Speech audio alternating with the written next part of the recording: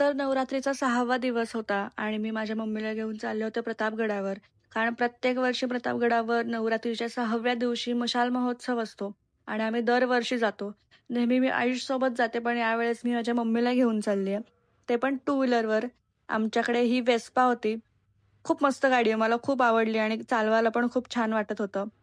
त्या दिवशी बऱ्यापैकी पाऊस पडत होता आणि वेदर पण खूप मस्त होतं. त्यामुळे गाडी चालवायला अजूनच मजा येत होती. खंबाटकी घाट क्रॉस करून आम्ही नंतर थांबलो एका हॉटेलमध्ये ब्रेकफास्ट करायला, कारण खूपच भूक लागली होती. तर मी माझ्यासाठी ऑर्डर केला होता हा मसाला डोसा आणि मम्मीचा उपवास असल्यामुळे तिच्यासाठी साबुदाणे वडे घेतले होते आणि मी एक वडापावसुद्धा घेतला होता. तिकडून पोहोचलो नंतर वाईमध्ये. तर वाईमध्ये नेहमी गेल्यावर आम्ही खामकरचे पेढे घेतो. खूप सुंदर असतात. तुम्ही पण कधी वाईत गेला तर हे नक्की पेढे घ्या. आम्ही एवढा खाऊ घेतला होता की आमची बॅग पण आम्हाला कमी पडत होती. तर सगळं ते सामान मम्मी इथे ॲडजस्ट करत होती. तिकडून आम्ही पसरणीच्या घाटातून इथे जरा वेळ थांबलो होतो. खूप मस्त व्ह्यू दिसत होता. महाबळेश्वरला पावसाळ्यात आलं की खूप भारी वाटतं. आम्ही दरवर्षी एक तरी पावसाळ्यात महाबळेश्वरला ट्रिप करतो. पुढे पाचगणीत आल्यावर मी इथे पेट्रोल भरून घेतलं, कारण पुढे पेट्रोल पंप्स नाही आहेत. नंतर पोचलो महाबळेश्वरमध्ये आणि इथे एक छोटंसं दुकान होतं, तिथून पण थोडंसं सामान घेतलं. पाचगणी टू महाबळेश्वर हा रस्ता खूप खराब झाला आहे. पण महाबळेश्वरला पाऊसच एवढा पडतो की रस्ते पूर्ण खराब होऊन जातात. नंतर आम्ही पोहोचलो प्रतापगडाच्या पायथ्यावरती. तिथे आम्ही एक रूम घेतली होती. मस्त आम्ही चेंज वगैरे करून नंतर गडावर जायला निघालो आणि गडावर जाऊन इथे गाडी पार्क केली आणि या दोन दादांनी आम्हाला जरा हेल्प केली गाडी पार्क करायला.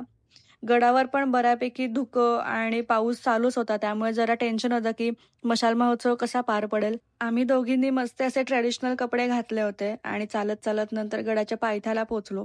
बंदोबस्त एकदम मस्त केला होता. ॲम्ब्युलन्सची पण सोय होती. गडाच्या पायथ्यापासूनच छान असे बॅनर्स वगैरे लावून गडाच्या एंट्रन्सला असं सजवलं होतं.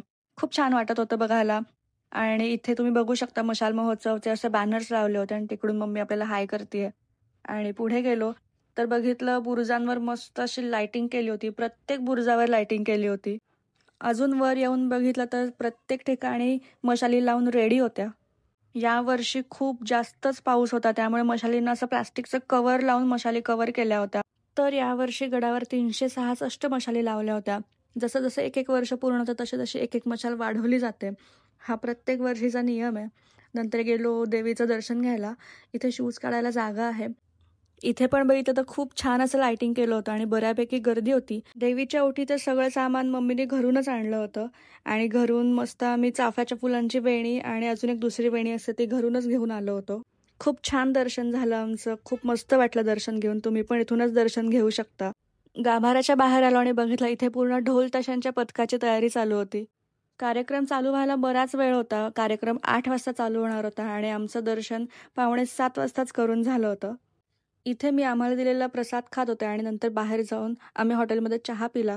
मम्मीचे नवरात्रीचे 9 दिवस उपवास असतात प्रत्येक वर्षी, त्यामुळे तिचं प्रत्येक जेवण तिने घरूनच बनवून आणलं होतं आणि ती गडावर त्यांना घेऊन आली होती, कारण तिला खूप भूक लागली होती.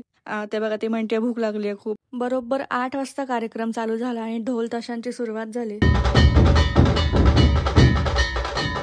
ढोल ताशांनंतर गडावर सगळे पोवाडे आणि सांस्कृतिक गाणी म्हणतात.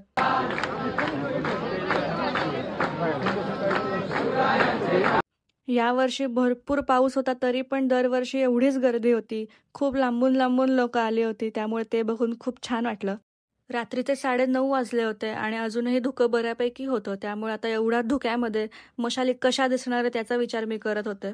तर बरोबर 10 वाजता सगळ्यांनी मशाली पेटवल्या होत्या आणि सगळ्यात आधी भवानी मातेची मशाल येते आणि त्याच्यानंतर बाकीच्या मशाली पेटवल्या जातात.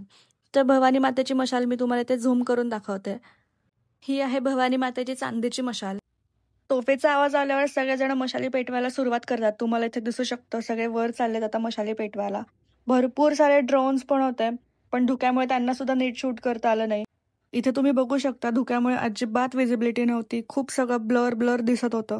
कार्यक्रम झाल्यावर लोकांनी बुरुजावरच्या मशाली हातात घेऊन त्यांच्यासोबत फोटो काढले. प्रत्येक जण मशालीसोबत असे वेगळे वेगळे खेळ करून लोकांना दाखवत होते. या मावळ्यांच्या वेशातल्या मुलांना हातात मशाल बघून असं वाटत होतं जणू काय आपण खरंच शिवरायांच्या काळात गेलेलो आहोत. खूप छान वाटत होतं त्यांना बघून. तर असा पार पडला 2025चा प्रतापगडावरचा मशाल महोत्सव. तर हा आहे पार्ट 1. दुसऱ्या दिवशी आम्ही आमच्या सालपाई देवीला गेलो होतो, तर तो पण व्हिडिओ मी शूट केला आहे. तर हा व्हिडिओ कसा वाटला मला कमेंट करून नक्की सांगा आणि व्हिडिओ आवडला तर मला नक्की फॉलो करा.